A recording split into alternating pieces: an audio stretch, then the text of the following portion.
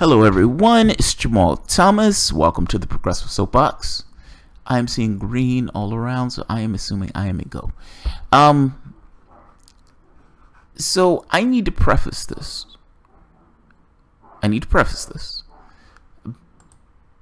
give me 1 second. I'm going to say slightly flattering things about somebody who's not a nice person. And we're going to be talking about Steve Bannon. This is one of those things where every so often somebody says something that you typically disagree with, but in this particular moment, in this very specific instance, you agree with what they said. This is The Guardian. Steve Bannon blasts George Bush and calls for Republican revolt. You don't say. You don't say.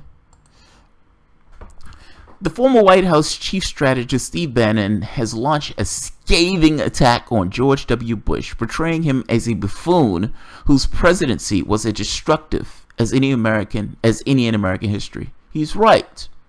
I agree with him. He's right. I don't give a shit what his politics are. He's looking at reality. He's giving an appraisal, and I agree with the appraisal that he's giving. Bannon was responding to a speech this week in which the 43rd president denounced bigotry in the Donald Trump era and warned of the rise of nativism, isolationism, and conspiracy theories that have clouded the nation's true identity. Speaking to a capacity crowd at California Republican Party convention on Friday night, Bannon said he embarrassed himself. The speechwriter wrote a highfalutin speech. It's clear he didn't understand anything he was talking about. He has no earthly idea whether he's coming or going, just like when he was the president of the United States. By the way, he's talking about George Bush, and he's right. George Bush is a buffoon who didn't know where he was coming, he was going. And I kind of made my point that even in my own video, I didn't realize George Bush knew what the Cold War was. That seems to be an attack that some people are making on him. The executive chairman of Breitbart News went on to apologize to any Bush folks in the audience before asserting there has not been a more destructive presidency than George Bush. At first, some of the crowd booed loudly at the mere mention of Bush, the architect of the Iraq War. CNN reported there was also scathing applause, scattered applause, and some shouts of support. Others remained silent. Bannon was forced out of the White House in August, but remains in close contact with Trump, whose mutual antipathy with Bush is a little secret. If you remember, and it might have been dramatics just for the sake of, for the show of it all, but he went after George Bush's presidency to Jeb Bush's face, essentially kind of making a point that Bannon is making. Now, whether Trump understood the gravity of what he was saying or not is kind of besides the point. That's the way he attacked him.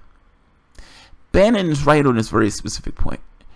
It is amazing to me that these news networks and these Democrats, even to some degree, are trying to rehabilitate George Bush to use him as some club against Trump. That amazes me to no end. That amazes me to no end. The man who started a war and killed 1 million people. And it takes Bannon on the right to kind of make that point. This guy invaded the country and murdered 1 million people. The guy was a buffoon. He didn't know what the hell he was doing.